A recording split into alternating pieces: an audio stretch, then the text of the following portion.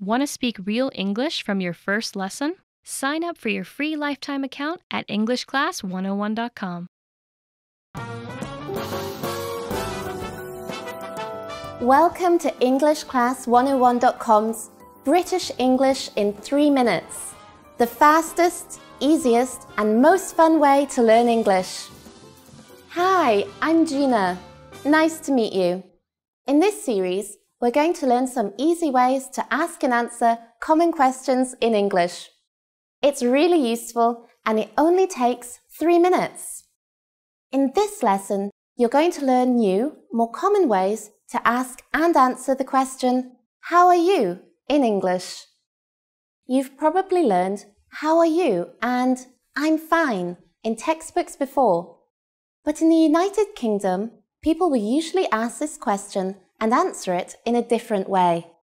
First, let's review. If someone says, "How are you?" you can say, "I'm fine, thanks." I'm fine, thanks. Here are some other ways to answer. I'm good, thanks. This means about the same as I'm fine, thanks. I'm good, thanks. We also have not too bad. You can use this if you are feeling just okay or so-so. Not too bad. Let's look at our question again. How are you?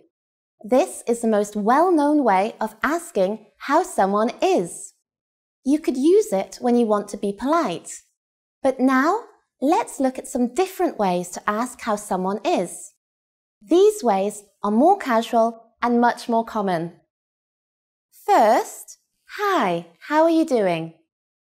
Hi, how are you doing? Or, hey, how's it going? Hey, how's it going? Or, in an especially casual situation, you could say, you all right? You all right? What if you're not doing all right?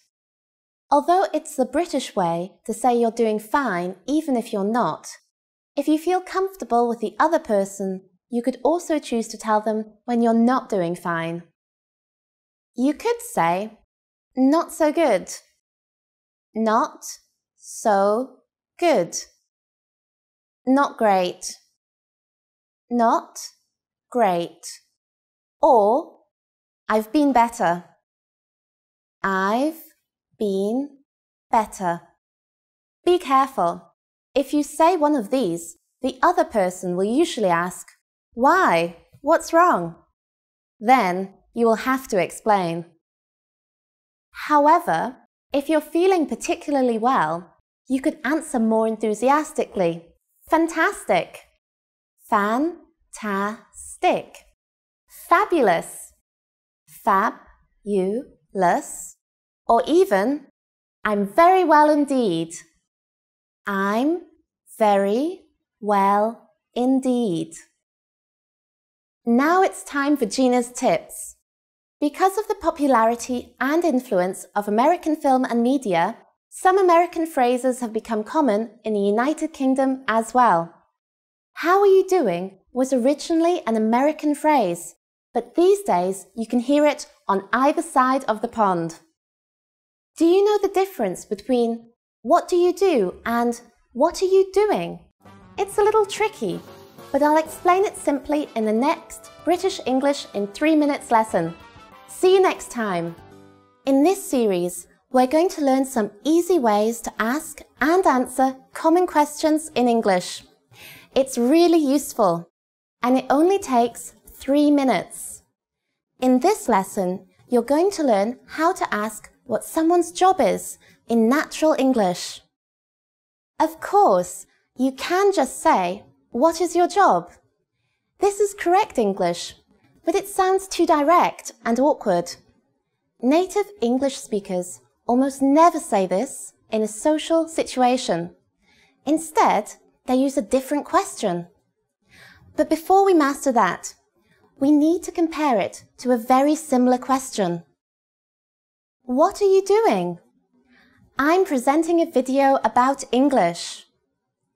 What do you do? I'm an English teacher. Do you see the difference?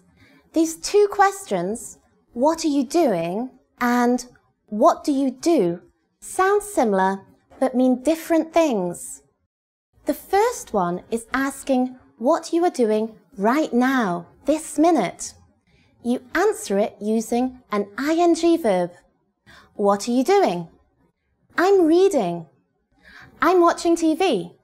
While the second is actually a shortened version of what do you do for a living?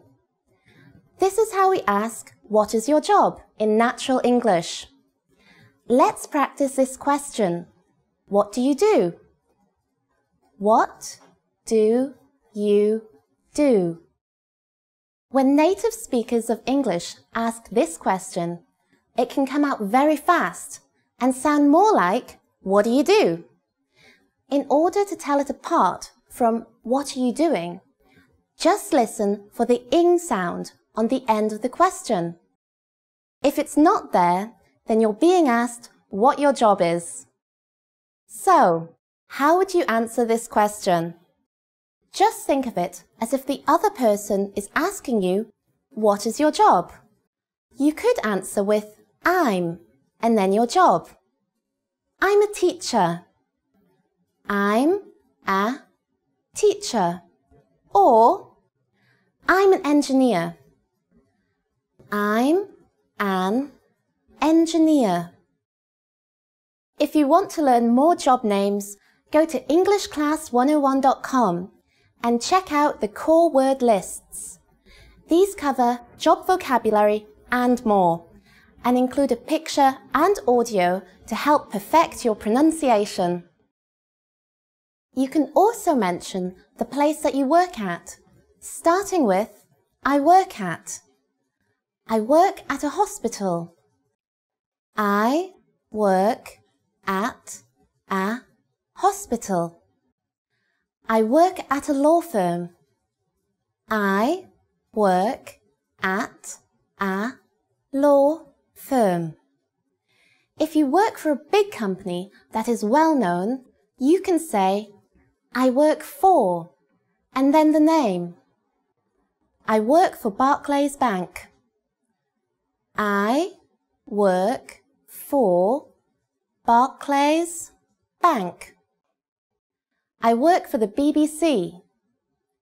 I work for the BBC. Now it's time for Gina's tips.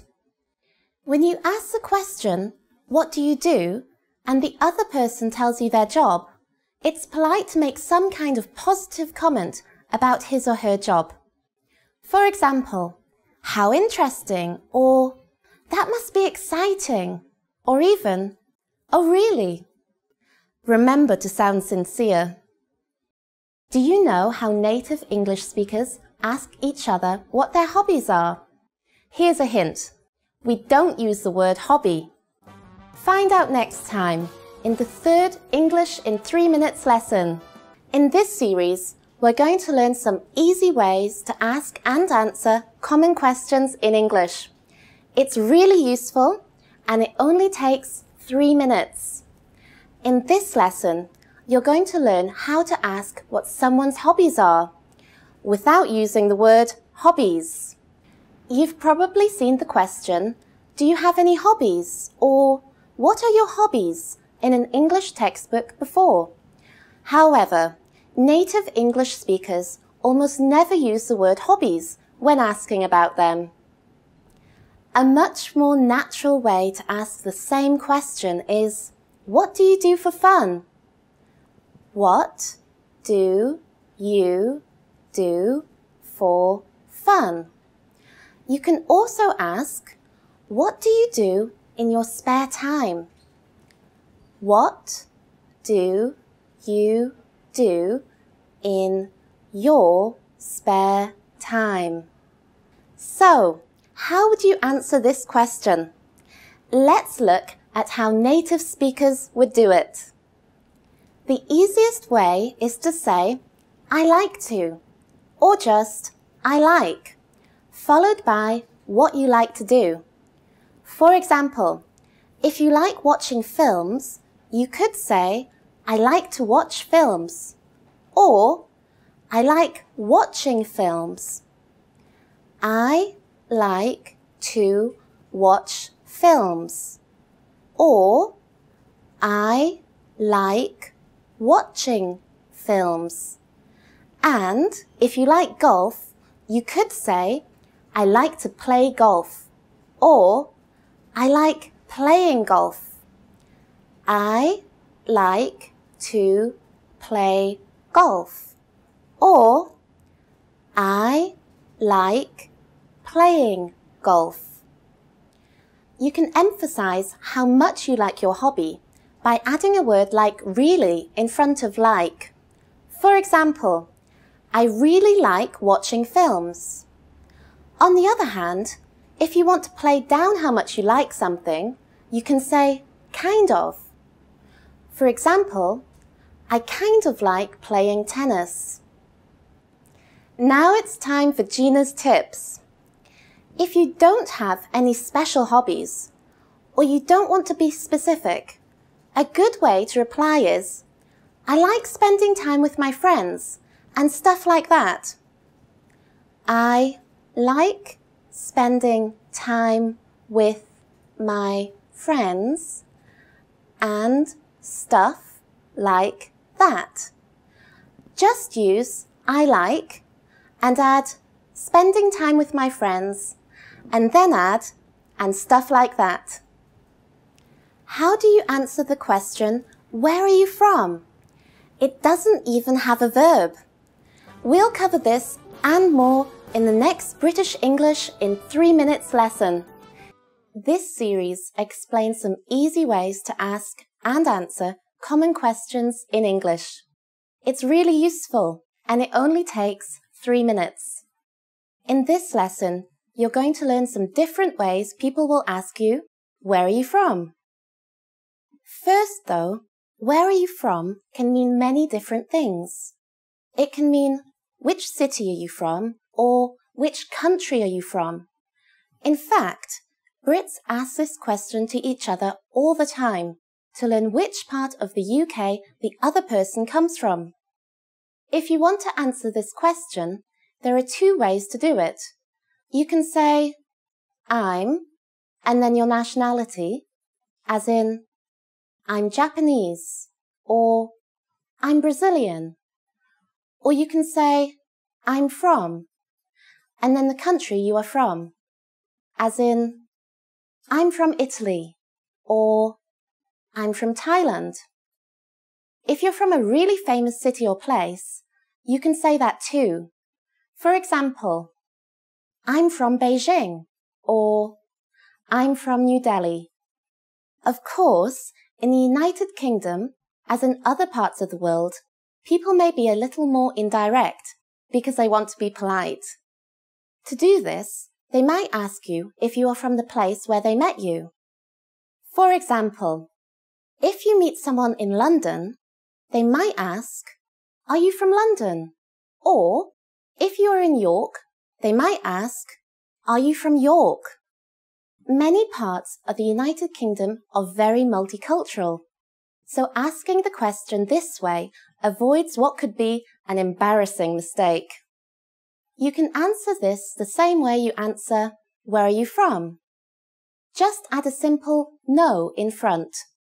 For example, you can say, no, I'm, and then your nationality. No, I'm French. Or, no, I'm from, and then your country.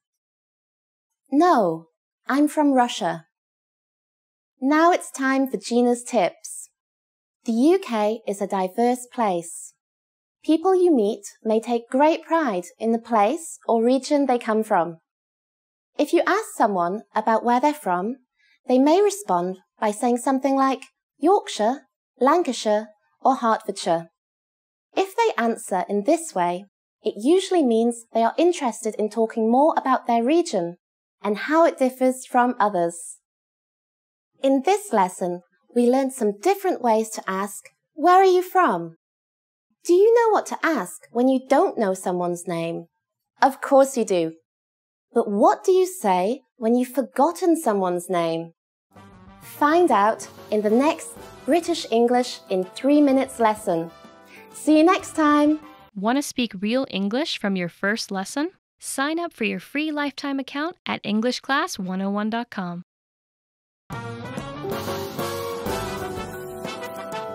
Welcome to EnglishClass101.com's British English in 3 minutes, the fastest, easiest, and most fun way to learn English. Hey everyone, I'm Gina. This series will teach you some easy ways to ask and answer common questions in English. It's really useful and it only takes 3 minutes. In this lesson, you're going to learn some new ways to ask someone, "What's your name?" including one that you can use when you've forgotten someone's name. Now, "What's your name?" was probably one of the first questions you learned when you started studying English. I have to tell you though, that most native speakers of English would never say this. In English, just like in other languages, it is often more polite to be a little indirect. Of course, the easiest way to avoid asking the question directly is not to ask at all. Just introduce yourself, and most people will respond by doing the same. When introducing yourself, simple is nearly always best. Just say, "Hi, I'm Gina." To show that you want to know the other person's name, just add "and you" at the end. "Hi, I'm Gina. And you?" "Hi, I'm Gina. And you?" Just like before, take out my name, Gina, and put your name in its place. After you say this, the person will tell you his or her name. Okay, now let's talk about an embarrassing situation that happens to everybody. You've already met somebody once before, but you've forgotten their name. The most polite thing to do in this situation is to apologize and ask again. There's a simple way to do this that's also polite. "I'm sorry. What was your name again?" "I'm sorry. What was your name again?" This sentence is very similar to "What's your name?" but it has 3 important differences. First, we say, "I'm sorry." A small apology can go a long way. After that, we say, "What was your name?" This is just like, "What is your name?" But instead of is, we use the past tense, was. This is really important, as it tells the other person that you remember meeting them. You haven't forgotten him or her, you've just forgotten the name. This little word makes all the difference. "I'm sorry. What was your name?" Finally, we add again to the end. This is another hint that tells the other person that you remember learning his or her name before, but you just can't recall it right now. "I'm sorry. What was your name again?" This phrase is appropriate for both formal and informal situations. Now it's time for Gina's tips. In the United Kingdom, it's normal to address people by name in conversation more than once. In both formal and informal situations, it's a way to show respect or interest in the other person and can help you make friends. It is also a great way to practice someone's name so you don't forget it. If you are talking to someone named Andy, for example, instead of just, "What do you do for fun?" you could say, "Andy, what do you do for fun?" You can also put the name at the end of the sentence. "What do you do for fun, Andy?" You don't want to say the person's name too often, or it will sound a little strange. But if you practice someone's name like this, you won't forget it. And people love to hear their own name. In this lesson, we learned what to say when we forget someone's name. In the next lesson, you'll learn what to say when you want to get in touch with someone, whether by telephone, email, or even newer ways to communicate. What's your favourite? Let us know in the comments and join us for the next British English in 3 minutes lesson. In this series, we're going to learn some easy ways to ask and answer common questions in English. It's really useful and it only takes 3 minutes. In this lesson, you're going to learn some ways to get in touch with someone after you've met them once already. In a lot of textbooks, you've probably seen the question, "What's your phone number?" It's a very useful question, but there are two problems with it. Firstly, it can sound a little too direct, especially when talking to members of the opposite sex. And secondly, people use the phone a lot less these days than they used to. Instead, they might prefer to connect by email or on a social network like Facebook. To start with, though, a simple variation on "What's your phone number?" that sounds a little less direct is, "Could I get your number?" Could I get your number? We start the sentence with could, which softens the request. Next say I, then get, and finally your number, which is short for your phone number. This question is slightly casual, but it can be used in almost any situation. These days, many people prefer to use email rather than the phone to communicate. Asking someone for his or her email address is also a little less direct than asking for their phone number. Could I get your email address? Could I get your email address? We just took "Could I get your number?" and replaced number with email address. It's that simple. Could I get your email address? If someone asks you either of these questions, you can reply by saying, "Of course, my phone number is..." Of course, my phone number is. Or, "Of course, my email address is..." Of course, my email address is. Or, "Of course, it's..."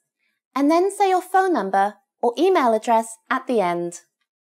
Recently, many people have started to use social networks like Facebook or LinkedIn, or online chat services like Skype to communicate. People might ask you about these, especially if they are younger. If someone wants to connect with you through one of these services, they may simply ask, "Are you on?" followed by the name of the service. Are you on Facebook? Are you on Facebook? Are you on LinkedIn? Are you on LinkedIn? Are you on Skype? Are you on Skype? To answer, you can simply say, "Yes, I am," or "No, I'm not." If you respond with "Yes, I am," the other person may ask how they can connect with you on one of these services. But if you answer with "No, I'm not," they won't be able to contact you. If you still would like to stay in touch with the person, you can say, "No, but my email address is," or "No, but my phone number is," and then say your email address or phone number. By telling the other person a different way they can contact you, you'll show them that you want to hear from them. Now it's time for Gina's tips. If you ask someone for their phone number, their email address, or some other form of contact information, they will usually give it to you if you've gotten to know them a little beforehand. If you ask them too early in the conversation, though, they may be hesitant about sharing that information. The key is to make sure you talk for some time before requesting this kind of personal information. In this lesson, we learned how to ask for a person's contact information. In the next British English in 3 minutes lesson, you'll learn another good way to get to know a person. In this series, we're going to learn some easy ways to ask and answer common questions in English. It's really useful, and it only takes 3 minutes. In this lesson, you're going to learn how to ask and say where you live. Usually, someone will ask you where you live as a polite question after they've asked you your name, where you're from, and what you do for a living. They'll say, "So where do you live?" This is inviting you to keep making conversation. There are lots of ways you could answer this question, but here are some of the most common.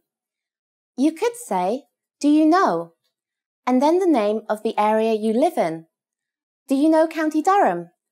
Or you could mention a local landmark, like near the library or near the cinema. You could also answer by telling the person what train line you live on, if your city has a train network, or what station is the nearest to your house, on the Central Line or near Piccadilly. So as you can see, there are lots of possible ways to answer the question, where do you live? Once you've told them, the other person might respond in one of the following ways. "Oh yeah, I know it," or "I live near there," or maybe, "I'm afraid I don't know it." The other person is just being polite by showing interest. So you can reply by saying something like, "Oh really?" A good way to continue the conversation is to ask them the same question in return. You can just say, "How about you?" or "Where do you live?" Put some stress on the you. Where do you live? Now it's time for Gina's tips. Asking where someone lives is a way to try to find out something you have in common with the person you're talking to. So if you're familiar with the area the other person lives in, make some comments about it. "That's a really nice area," or "The park there is really pretty." Anything is fine, as long as you don't say anything negative that could be taken as offensive, like, "That area has a high crime rate," or "I hear that area is really dangerous." Do you know how to ask which school someone goes to? Find out in the next British English in 3 minutes lesson. In this series, we're going to learn some easy ways to ask and answer common questions in English. It's really useful, and it only takes 3 minutes. In this lesson, you're going to learn how to ask someone where they went to school or university. Asking someone where they went to university is a good small talk question and conversation starter.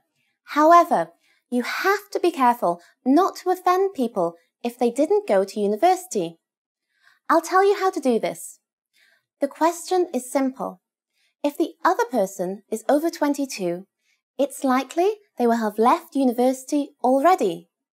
So you ask using the past tense. Where did you go to university? The answer to this question is really easy. All you say is, "I went to," the name of the university, "in," and then the city. "I went to Imperial College in London." If the name of the city or town is part of the university's name, like Tokyo University or Oxford University, you can add the name of the country instead. "I went to Tokyo University in Japan."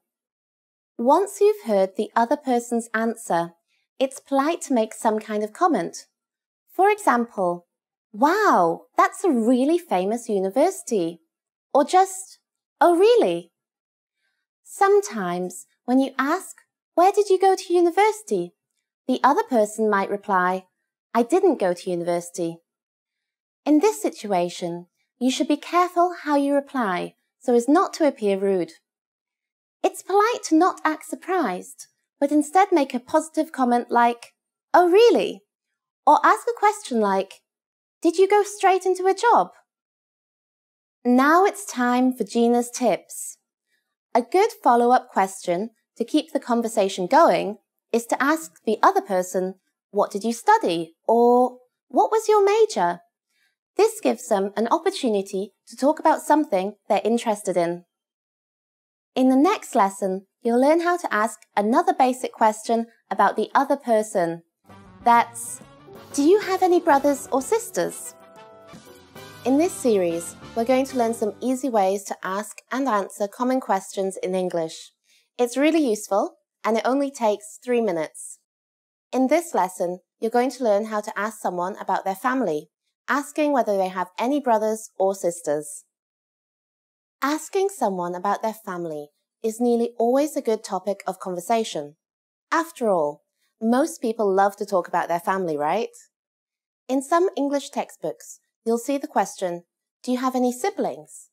But actually, we rarely use the word siblings in casual spoken English. So in order to ask this question naturally, all you say is, do you have any brothers or sisters? Remember that in English, we hardly ever say sisters or brothers. It's one of those phrases with a set word order, like black and white, brothers or sisters. So the other person's answer to this question will probably be one of the following. Yeah, I have 2 brothers, or a brother and a sister, or 2 sisters, and so on. Sometimes they'll give details about ages and say something like, yeah, I have 2 younger brothers, or yeah, I have a younger brother and an older sister, and so on. Note that some people say elder instead of older, but they both mean the same thing. If the other person doesn't give details about the ages of his or her brothers and sisters, you can ask a polite follow-up question to show you're interested. Is he or she older or younger than you? Are they older or younger than you? The than you at the end is optional, as it's understood from the context. But what happens if the other person doesn't have any brothers or sisters? There's a set phrase for this in English, and that's, I'm an only child. Now it's time for Gina's tips. When someone gives you information like this, and there doesn't seem to be anything else to ask, a good all-purpose reply is to say, oh really, while nodding or just looking interested. Be careful though. It's really important to sound interested when you say, oh really? Otherwise, you sound very rude and sarcastic. Do you know how to ask someone if they have a husband, wife, boyfriend or girlfriend without being rude? In the next lesson, you'll learn how to ask a more personal question in polite English. In this series, we're going to learn some easy ways to ask and answer common questions in English. It's really useful, and it only takes 3 minutes. In this lesson, you're going to learn how to ask someone quite a personal question, whether or not they're married or have a boyfriend or girlfriend. This might be useful for the single people out there among you, but it's actually a really common question that comes up when 2 speakers have been chatting for a while. In an English textbook, you may see the question, are you married? However, this is a little blunt and can come across as slightly rude, or sound as if you're trying to pick up the other person, when in fact, you just want to find out some more information about him or her. There's a really important little trick you can use to ask this question naturally, and that's to say, are you married? Or did you notice the or at the end? You stretch out the sound of the or. This has the effect of softening the question and making it sound less direct. Once you've asked this question, if the other person is married, the answer will most likely sound like this. Yeah, I've been married for 3 or 5 or 10 years. If you're not married but are engaged, then how would you answer this? Just say, not yet, but I'm engaged. The correct response to this, by the way, is usually, congratulations. If you aren't yet engaged, but do have a long-term boyfriend or girlfriend, this is a good opportunity to bring that up. No, but I have a long-term boyfriend or girlfriend. By the way, the word steady sometimes comes up in English textbooks, but this is a really old-fashioned way to say long-term, and people don't really use it anymore. But what if you're not married, not engaged, and don't have a boyfriend or girlfriend? Then you can reply, no, I'm single at the moment. This at the moment is another way to soften what you're saying and make it sound less blunt. Now it's time for Gina's tips. As I mentioned at the beginning, this question is a little personal. Make sure you've already been talking a while before moving on to this subject, or it can seem a little forward or too personal. Do you know how to compliment someone on what they're wearing in natural English? In the next British English in 3 minutes lesson, you'll learn how. See you next time. Want to speak real English from your first lesson? Sign up for your free lifetime account at EnglishClass101.com.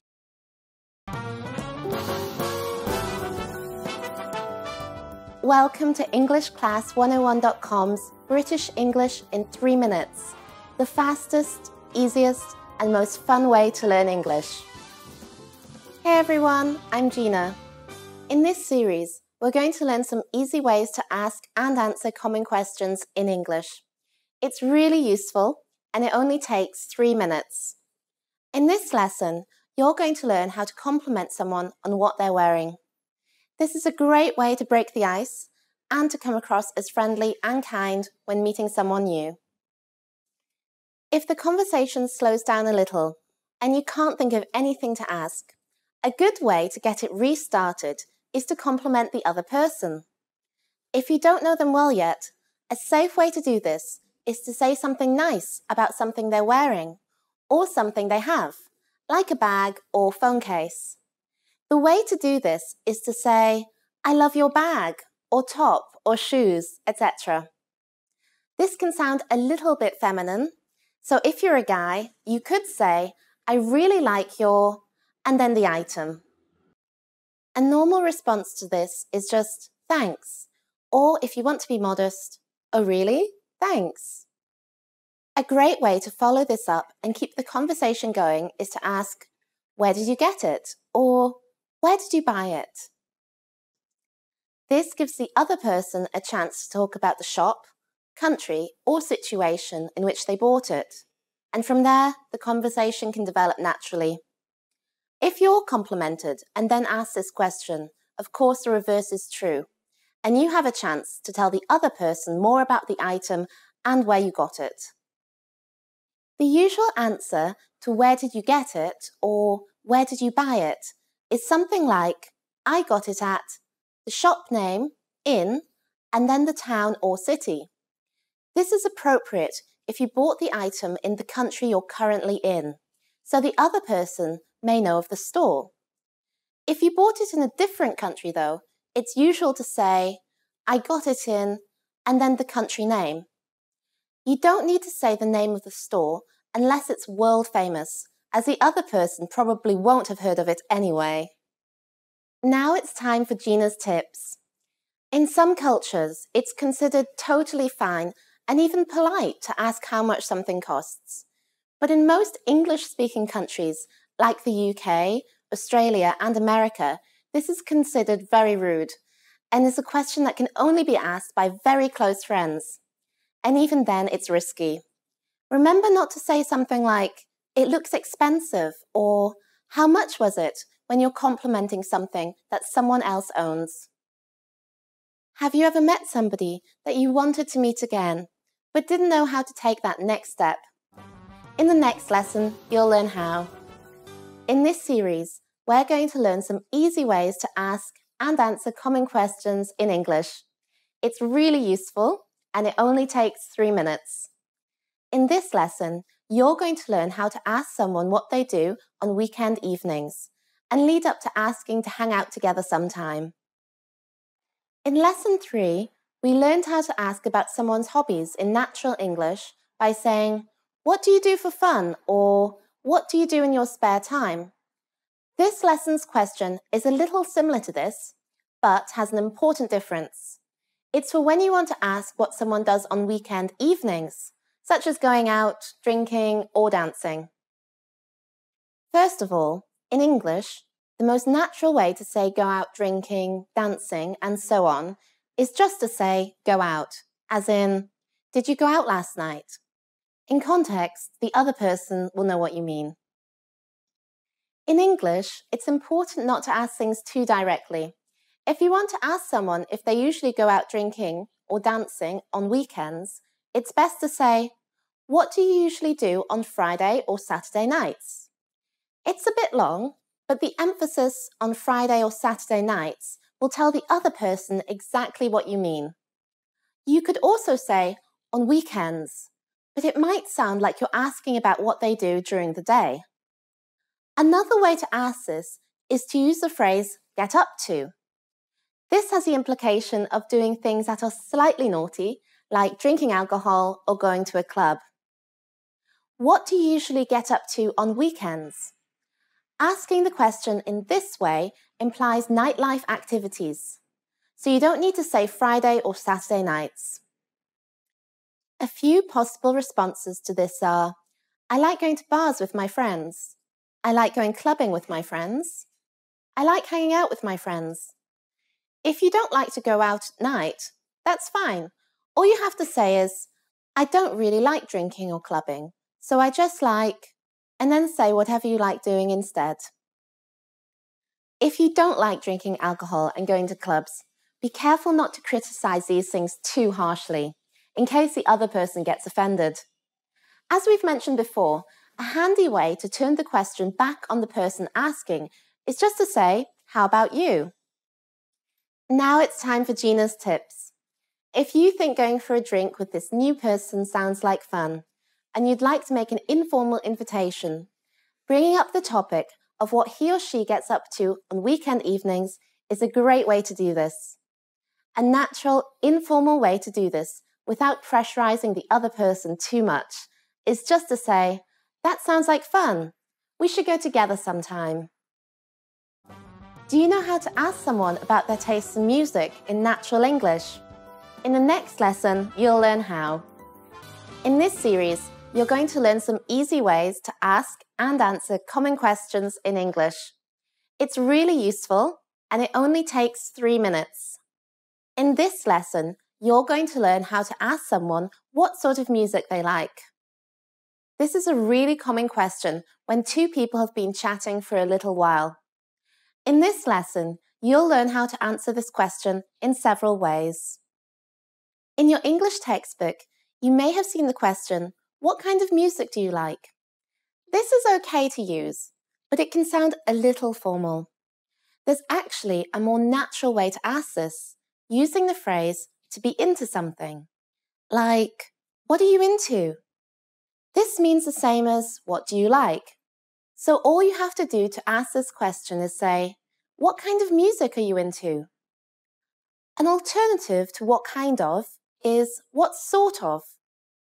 They both mean exactly the same thing. So you can also say, what sort of music are you into? Now, how do you answer this question? An English textbook might tell you should reply with a type or genre of music, like jazz, hip-hop, or R&B. This is okay. You can say something like, I'm really into hip-hop, or I really like classical music. Another way to answer, though, is to just say the names of some of the musicians or artists that you like, as examples of the type of music you like. For example, I like Oasis and Queen. In order to level up your casual English, you could add the phrase people like or stuff like in front of the artist's name. I like people like Annie Lennox and David Bowie. I like stuff like Coldplay and the Beatles. As we've mentioned before, a handy way to turn the question back on the person asking it is just to say, how about you? But when talking about music, it's common for the other person to say something about your tastes, like, oh, I like them too, or I haven't heard of them. So as you can see, music is a great topic for expanding a conversation with a new person. The expression, I'm really into, can be used with a lot of different things, not just music. You can use it to talk about your hobbies or sports you like to play, as in, I'm really into tennis, or I'm really into football. It can be used with people too, if you want to say you like a certain person in a romantic sense. But be careful if you use it in this way. How do you get the conversation going when you want to talk about food? If you don't know, find out in our next lesson. In this series, we're going to learn some easy ways to ask and answer common questions in English. It's really useful and it only takes 3 minutes. In this lesson, you're going to learn how to ask someone about their taste in food. Food is another great topic for getting to know someone. You might also find out some interesting things about the food culture in the other person's country. Of course, you can ask someone directly, what kind of food do you like? Or what sort of food do you like? If you ask these questions, though, it might seem a little too open. For example, there could be too many answers. This might slow the conversation down. Instead, it's much better to choose a particular food, such as a famous one from your country, or one that has come up previously in the conversation, and ask if the other person likes that food. For example, do you like fish and chips? Possible answers to this are, yeah, I do. It's then a good chance to expand the conversation a little and say something about the food, why you like it, etc. For example, yeah, I do. I like it with mushy peas. Or even something simple like, yeah, I do. It's delicious. But what if you hate fish and chips? How do you give a negative answer? Again, you have to consider the other person's feelings and not be too critical of the food, even if you hate it more than anything, in case it's their favorite. So you could say something like, not really, or a more idiomatic phrase, I'm not a huge fan. Again, it's good for the conversation and polite to give a reason why you don't like the food. Some good reasons are, it's too greasy for me, or simply, I just don't like the taste of it. Now it's time for Gina's tips. If you meet someone who likes the same kind of food that you do, a nice way to continue the conversation is to ask them if they know any good restaurants that serve the food. Say, for example, that you both like Cornish pasties. You can say, do you know a good place for Cornish pasties? If there's another type of food you are interested in, just take out Cornish pasties and put in the food in the plural form. Do you know a good place for Sunday roasts? When you meet people at a party, do you know how to ask them how they know each other? Find out in the next lesson. In this series, we're going to learn some easy ways to ask and answer common questions in English. It's really useful and it only takes 3 minutes. In this lesson, you're going to learn how to ask someone about their holiday plans. Even between native English speakers, talking about holiday plans is a really common topic of conversation because it's both safe and interesting. So the first question you'll want to ask is if the other person is going on holiday. This is one of those situations in English where you can use the present continuous tense to have a future meaning. Instead of saying, are you going to go, which is difficult to say, all you need to say is, are you going? It means the same thing and is shorter and easier. So you could of course ask, are you going on holiday this year? This is fine, but there's actually another way we ask this question in English that sounds even more natural. Are you going anywhere on holiday this year? You can replace this year with another phrase. The most common is this summer. So how do you answer this question? If you're not going anywhere, for the most natural sounding reply, you can say, I'm staying at home this year. If you've already decided where you're going, you can reply with the name of the place and the month you're going, again using the present continuous or ing tense. Yeah, I'm going to Hawaii in July. What if you're definitely going somewhere on holiday, but you haven't yet decided where you're going?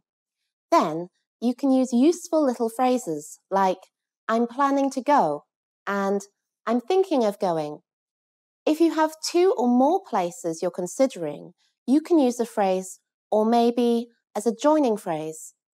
I'm planning to go to Hawaii or maybe Thailand. I'm thinking of going to Hawaii or maybe Thailand. So what can you talk about once you've said where you're going on holiday? Well, you can say what you're planning to do there using the phrase, I want to. I'm planning to go to Hawaii. I want to sunbathe. I'm planning to go to Thailand. I want to go shopping. A good follow-up question to this is asking how long the person will stay there for. Asking this is really simple. We often say, "How long are you planning on staying?" Or, "How long are you going for?" Answering this question is really easy too. You don't need to repeat the question or say, "I'm going for," or "I'm going to stay for." All you need to say is the length of time. How long are you going for? A week, 10 days, 2 weeks. Now it's time for Gina's tips.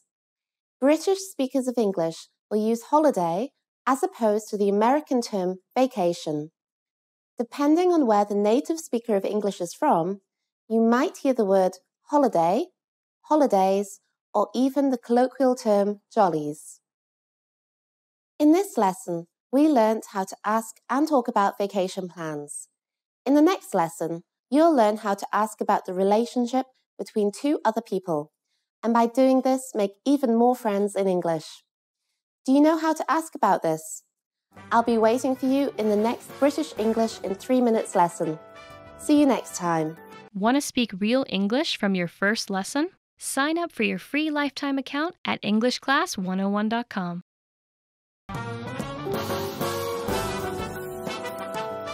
Welcome to EnglishClass101.com's British English in 3 minutes, the fastest, easiest, and most fun way to learn English. Hey everyone, I'm Gina.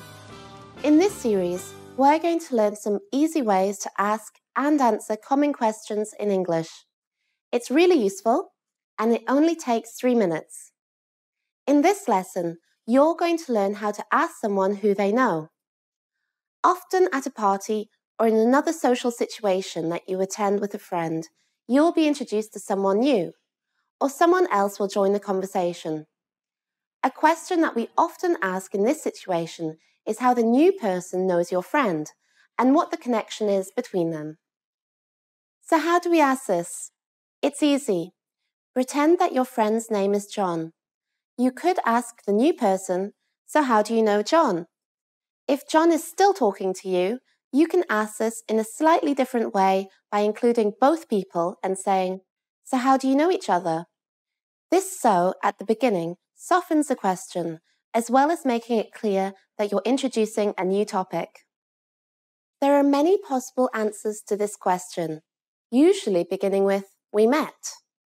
"We met at school," or "we met at a party," or "we met through a friend."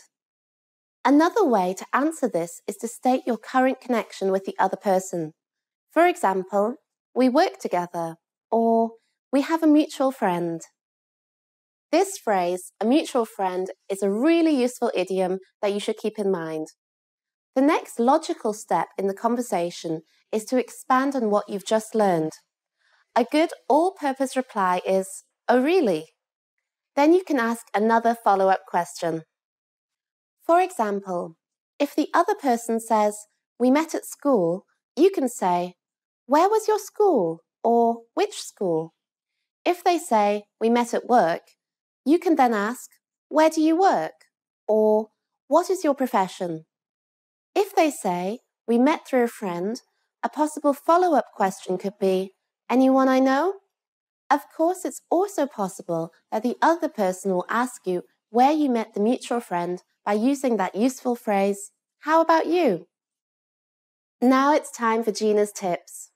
Social gatherings in the UK are quite an occasion, and there are plenty of opportunities to get involved in discussions with people from many different class backgrounds.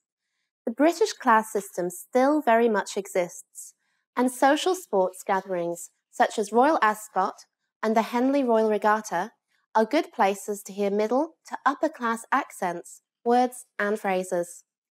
Try to pick up some yourself when you go, and be sure to wear sophisticated clothes.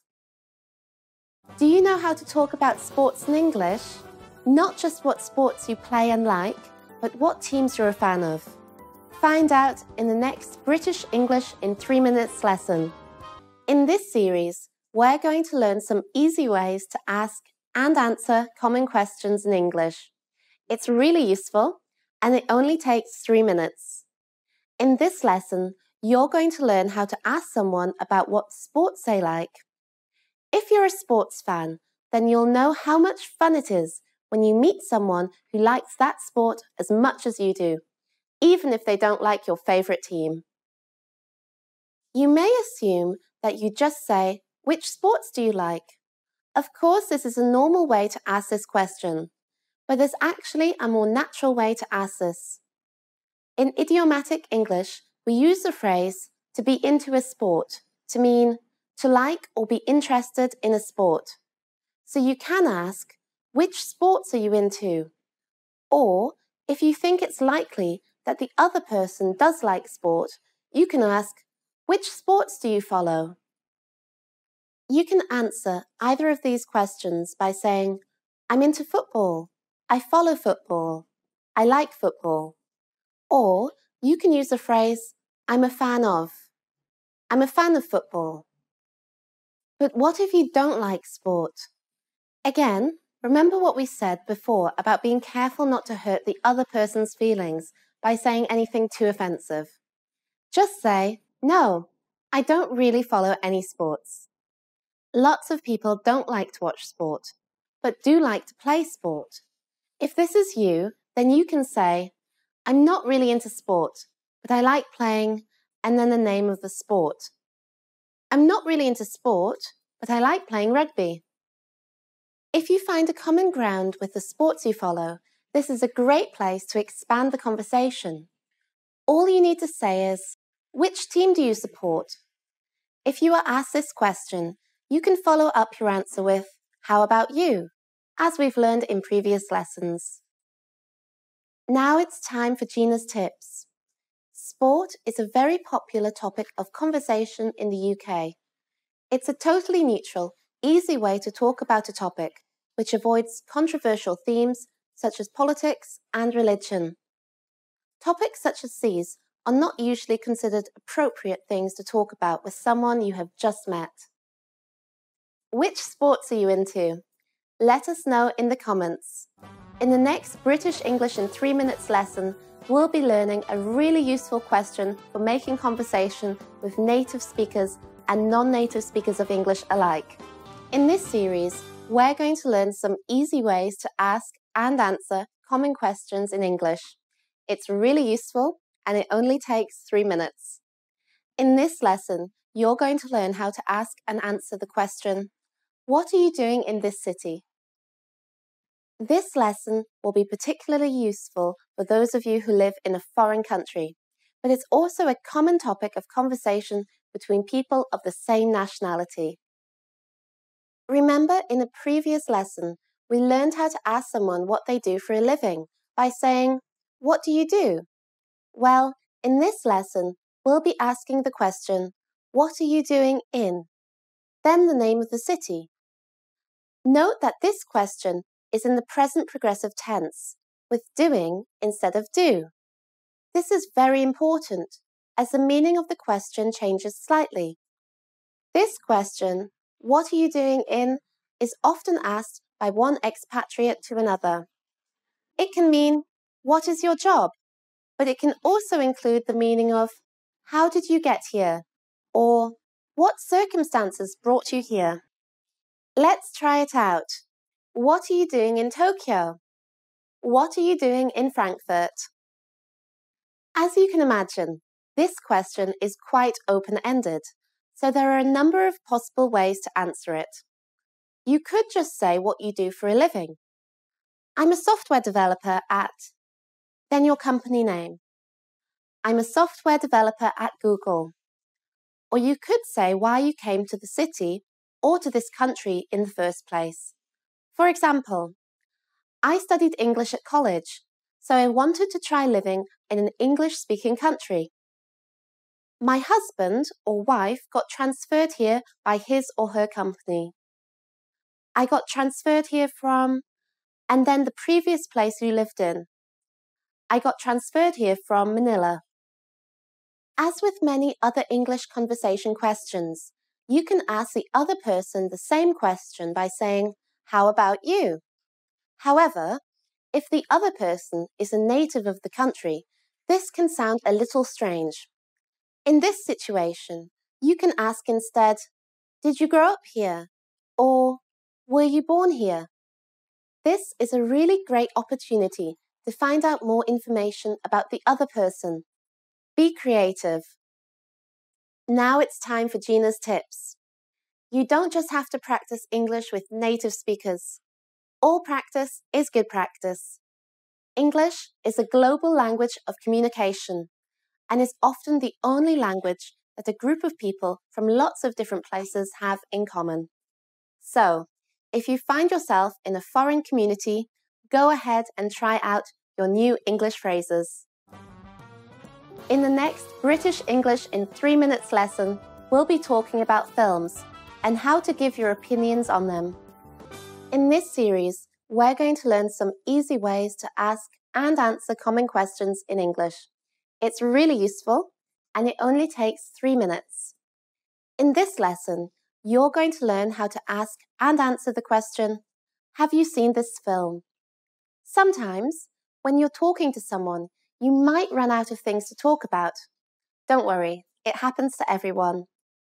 This lesson is going to be really useful in increasing your repertoire of small talk questions by focusing on a topic that most people are at least a little bit interested in, films. If you find yourself with nothing to talk about, or if you just really like films, then you can always start a conversation about a new or controversial film. You ask this by saying, have you seen, and then the name of the film. The question, have you seen, is used when asking about films rather than, did you see? Because you're asking about the person's present state. There are several possible answers to this. If you have seen the film, there are again several ways to reply, according to how much you enjoyed it. If you saw it and really enjoyed it, you can say, yeah, I really liked it. Or if you saw it, but only thought it was so-so, you can say, yeah, it was okay. Or if you saw it, but didn't like it, yeah, but it wasn't a genre I usually watch. Remember, with this last one, that you shouldn't criticize a film too much until you know what the other person thinks of it in order to be polite. The logical follow-up to one of these responses is to ask what the other person thought of the film. You can just say, what did you think of it? And then this starts off a potentially interesting conversation about your opinions on the film. However, how do you answer if you haven't seen the film in question? All you have to say is, no, not yet. This not yet implies that you're planning to see the film at some point, and so indicates to the other person that they shouldn't tell you about key points of the story. If you don't plan to see the film in question, or if it's not the type of film you like, you can get this across politely by saying, yeah, but it's not a genre I usually watch. Now it's time for Gina's tips.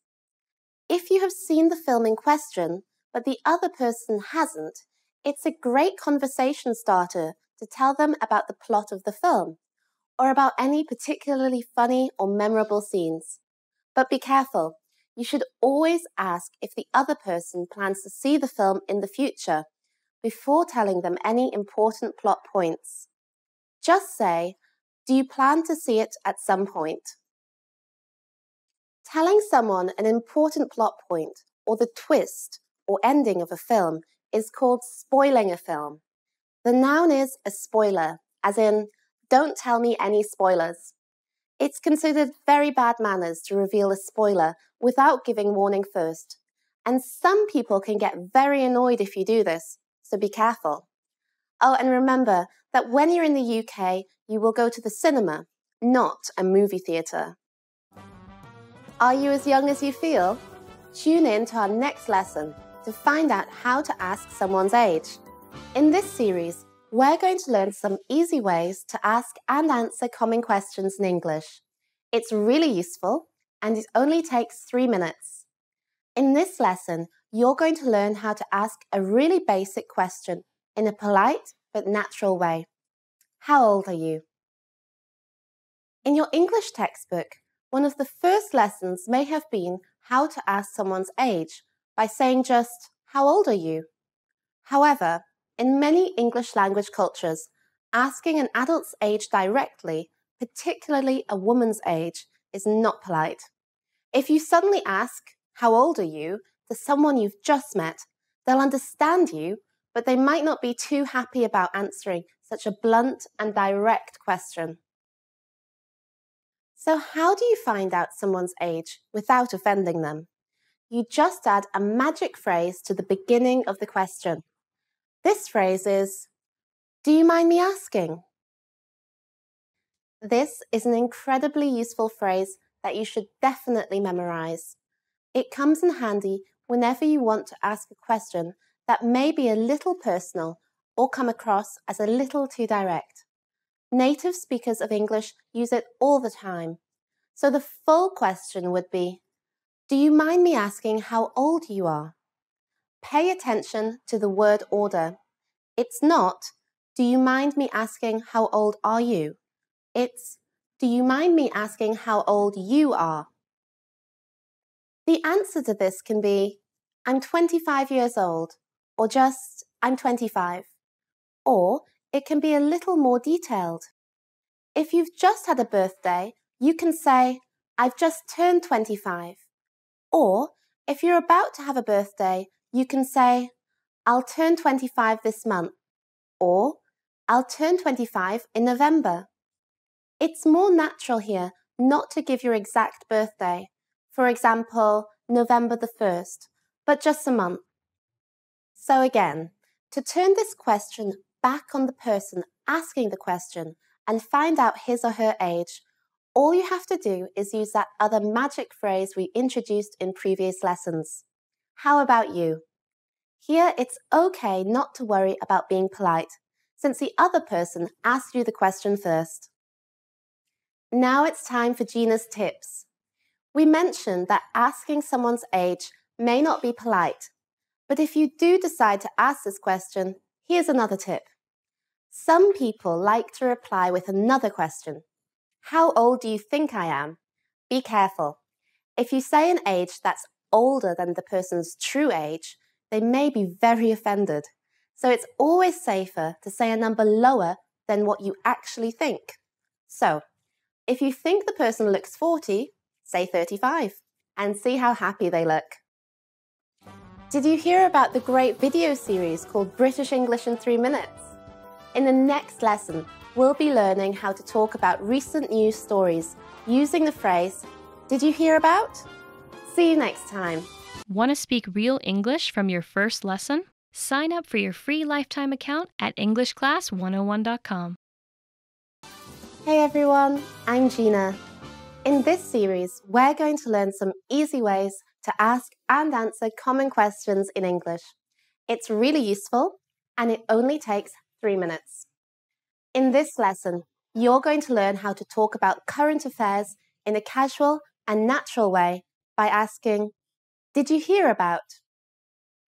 Current affairs sounds like a frightening, formal topic to talk about, but actually it forms the basis of many casual conversations in English.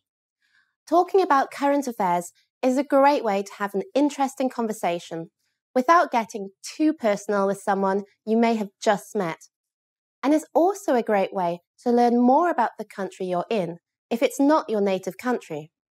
So say you were watching TV in English last night and you saw an interesting or controversial news item that you want to talk about. You can't just suddenly start talking about it with no introduction, because that would sound really odd and maybe confuse the person you're talking to. So how would you bring a topic like this up naturally? All you do is use the phrase, "Did you hear about?" and then you add the news item to the end of this. For example, if there was an earthquake in Asia, you could say, "Did you hear about the earthquake in Asia?" To make it sound even more natural, you can add when specifically this event took place. "Did you hear about the earthquake in Asia last night?" In answering this question, you have a number of options. If you know of the event the person is talking about, you can tell them and give some detail about where or how you heard about it. Yeah, I saw it on TV. Or, yeah, I heard it on the radio. Or, yeah, I heard about it from a friend. But if you don't know what the other person is talking about, just saying no can sound rather blunt and as if you're not very interested in what they're saying. So, instead, you can show your interest and invite them to tell you about it by saying, "No, what happened?"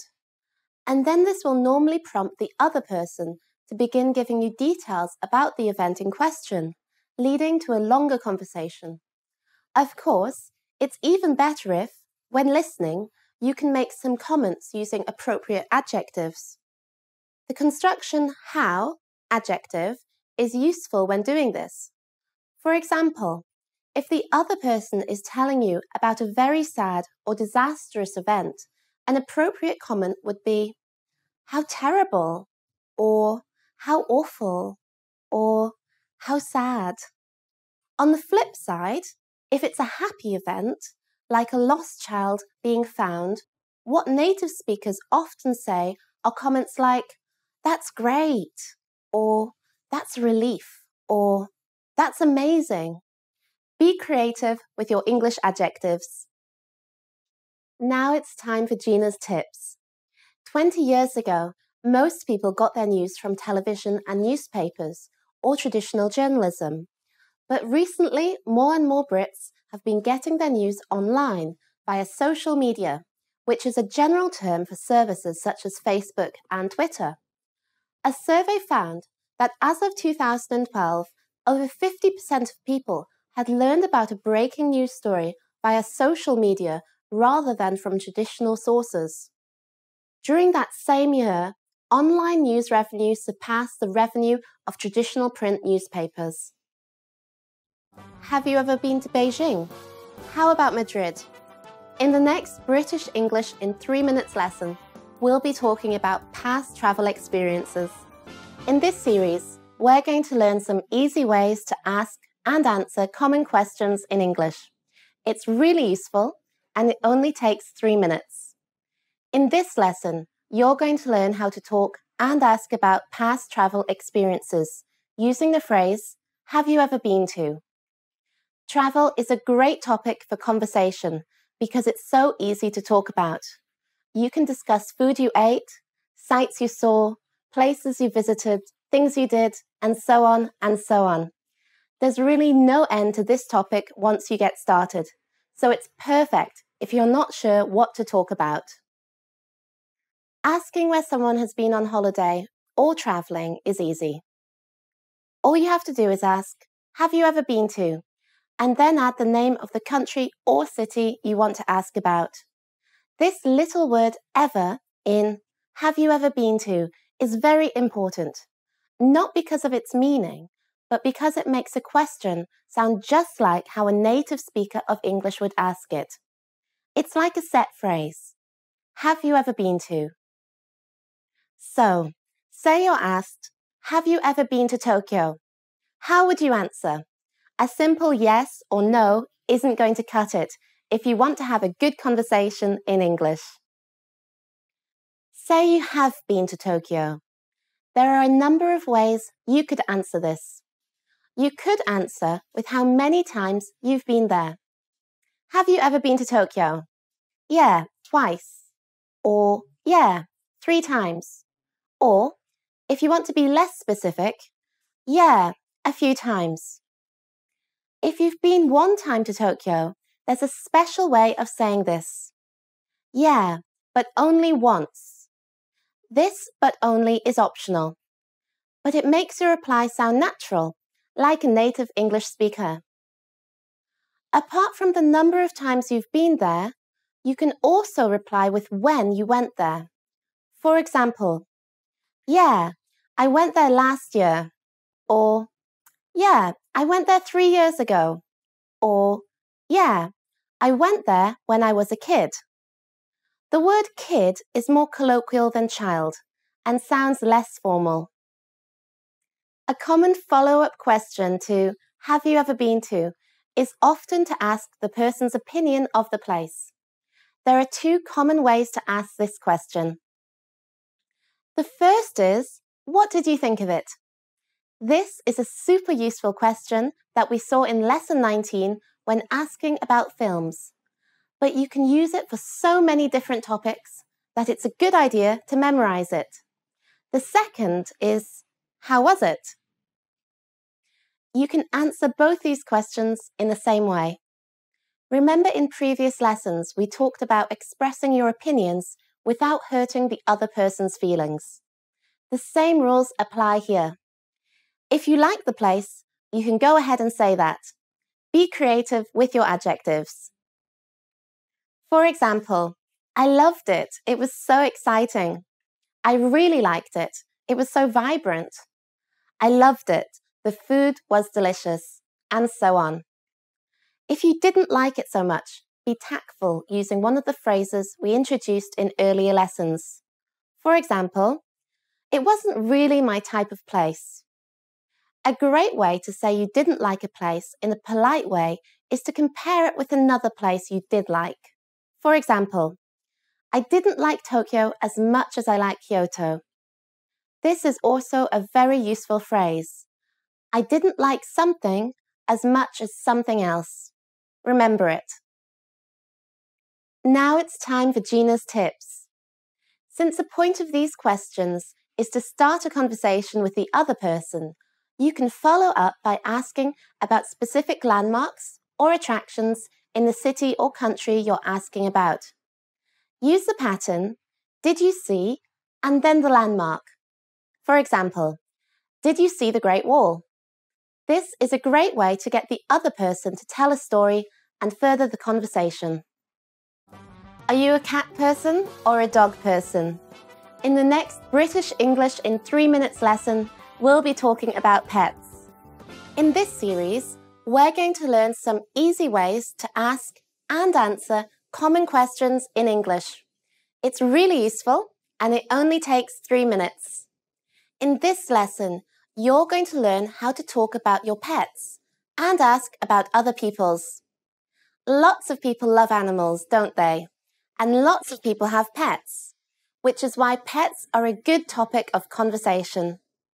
In this lesson, we'll be learning how to go above and beyond the boring English textbook questions when talking about and asking about pets. The first question is a classic and one that you have probably seen in your English textbook. There's really no other way to ask this. Do you have any pets? If, however, you want to take a more roundabout route to this question and are feeling adventurous, you could first ask, are you a cat or dog person? This is an idiomatic way of asking whether someone prefers cats or dogs. If you bring this question out, a native English speaker will be stunned with how good your English is. And after asking this, you could then ask if she or he has any pets. Answering the question, do you have any pets, couldn't be simpler. Yeah, I have a cat. Yeah, I have a dog. Yeah, I have a dog and a cat. Yeah, I have 2 cats. And so on and so forth. But you don't want the conversation to end there, do you? Of course you don't. Here's a good place to ask a little about the pets themselves. First, you can make an enthusiastic comment about the type of animal. For example, oh, I love dogs, or I love cats. Then you could ask, what's its name? If the person has more than one pet, what are their names? Another good question is asking what type of dog or cat the pet is. The special word for referring to a particular type of animal in English is breed. What breed is it? Or, what breeds are they? But what if you don't have any pets? How would you answer the initial question? Do you have any pets? A flat no can sound unfriendly. And as we mentioned in previous lessons, it can shut down the conversation before it really gets started. So it's best to add the reason why you don't have any pets. For example, let's imagine you just don't like animals. Remember we mentioned being careful not to be rude when giving opinions? Well, here it's particularly important as many people are animal lovers and may be offended if you say you hate or don't like animals. Instead, you could say, I'm not really an animal person. This is a nice, soft way of saying you don't like animals without causing offense. If you don't want to say this, there's another great answer to this question. I'm allergic to animals. This may in fact be true, but it's also a great excuse as to why you don't have pets if you simply just dislike animals. A third and final reason, my building doesn't allow pets. This is useful for those of you who live in apartment buildings in big cities, where a no pets rule is very common. Now it's time for Gina's tips. Some animal lovers don't like it when you refer to their pets as it. In this lesson, we refer to a pet as it, as in, what breed is it? Or, what's its name? And generally, when you talk about animals, you should say it. But sometimes it's safer to ask the gender of someone's pet. You could also refer to the pet as he when you're asking about a pet, and let the person correct you if the animal is actually female. For example, what breed is he? What's his name? And if the pet is female, the person might say, oh, actually, my dog's a she, or my dog is female. Do you know how to ask what someone's plans for the weekend are? I'll be waiting with the answer in the next British English in 3 minutes lesson. In this series, we're going to learn some easy ways to ask and answer common questions in English. It's really useful, and it only takes 3 minutes. In this lesson, you're going to learn how to ask someone to do something with you on the weekend in natural and casual English. So, we're nearly at the end of our English in 3 minutes series, and by now you should have a range of incredibly useful, natural, and idiomatic English conversation phrases stored up. In this lesson, we'll build on all we've learned in order to invite someone to do something with you in a way that doesn't cause embarrassment if they say no. Asking someone straight out, do you want to go to the cinema this weekend, is a good strategy if you're already friends or have an established relationship. However, if you've just met someone and don't know them too well, it can be hard to judge whether they're open to doing something social with you or not. So, there's a way to ask this question indirectly, which spares you any embarrassment should they say no.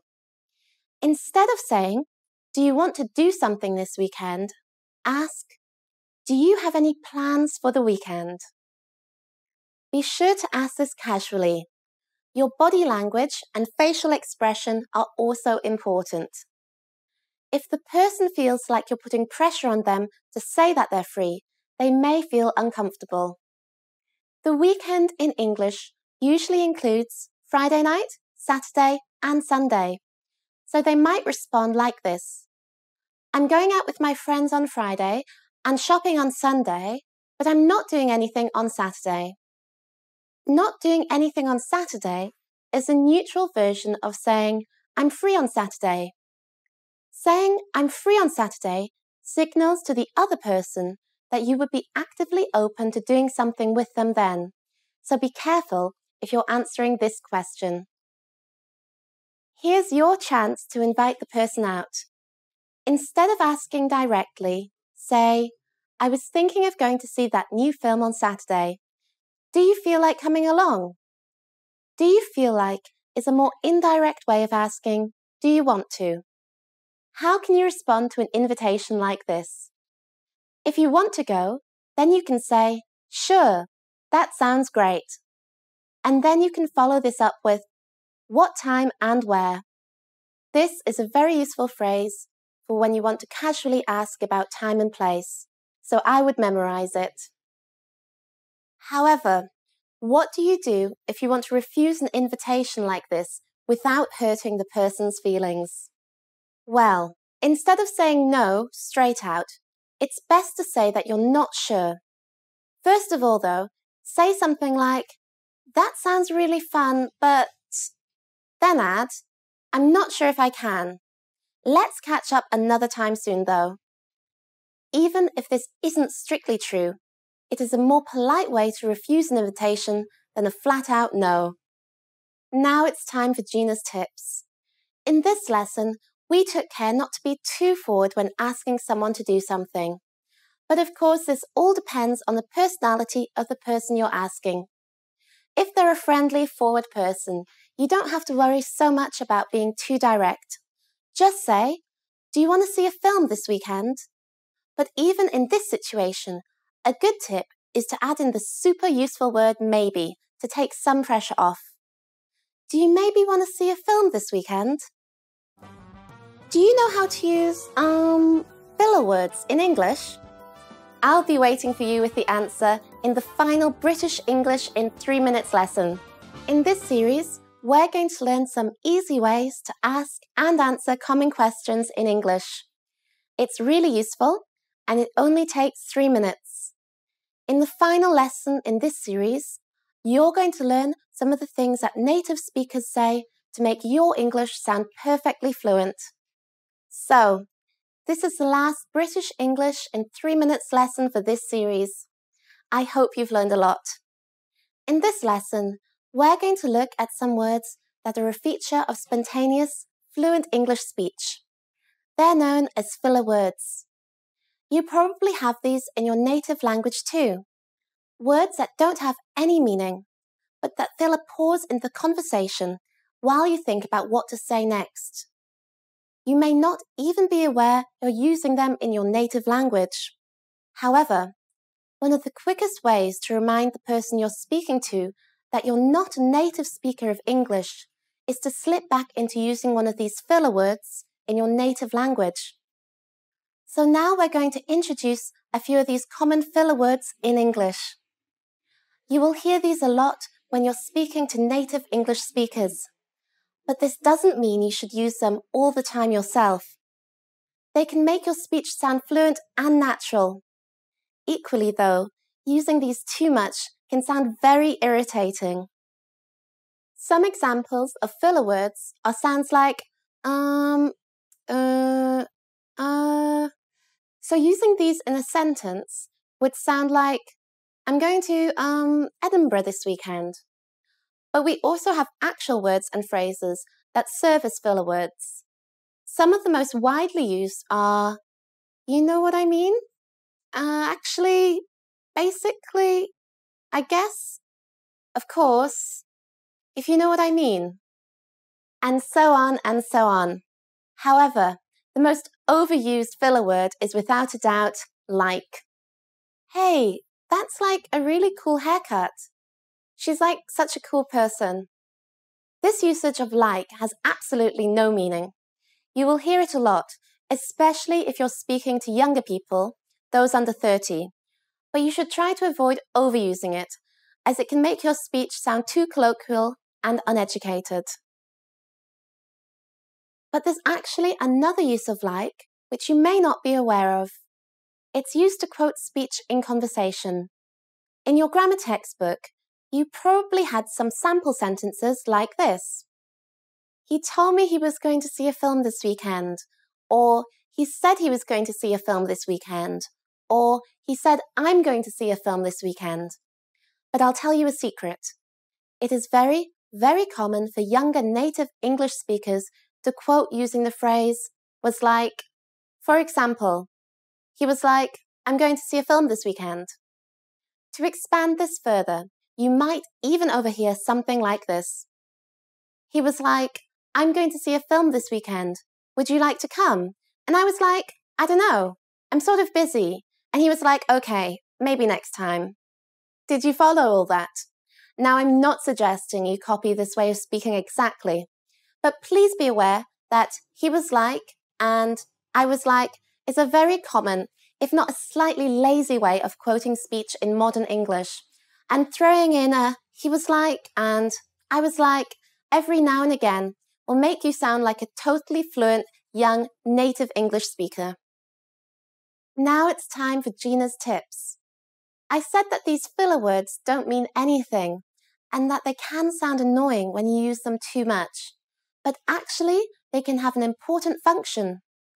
As well as giving you time to decide what to say next, they also help you to keep your turn when speaking, as opposed to going quiet and possibly allowing someone else to jump in and start talking. They can also weaken or soften what you're saying, which can work either positively or negatively. If you're saying something important that you want people to take seriously, you should try to avoid using fillers. But if you're telling someone something difficult, or if you're expressing some strong feeling, it might be good to throw in a like or a you know. I'm worried about you sounds very serious and heavy, whilst I'm sort of worried about you sounds much gentler and less heavy. On the opposite side, adding a you know at the end of a sentence can actually underline and strengthen what you're saying, as in, I'm worried about you, you know? This is the last British English in 3 minutes lesson, but it's hopefully not the last you learn about the English language.